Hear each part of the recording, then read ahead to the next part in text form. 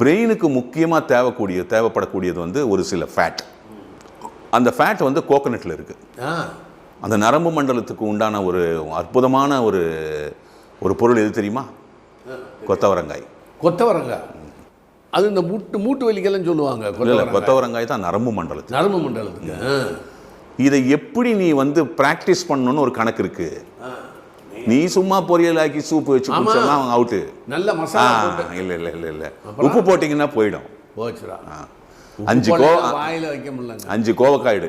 ஆமாம். இந்த சில பேருக்கு நம்ம பார்க்கின்சன்ஸே போவானா. இப்போ சில பேருக்குலாம் இந்த கை நடுக்கம் இருக்கும். இந்த தலை கொஞ்சம் ஆடும், லேசாக தலை ஆடும், பார்த்துருப்பீங்க. ஒரு 50-60 வயசான அப்புறம். அது பார்க்கின்சன்ஸ் இல்லை, அது ஜென்ரல் ஒரு தளர்ச்சி.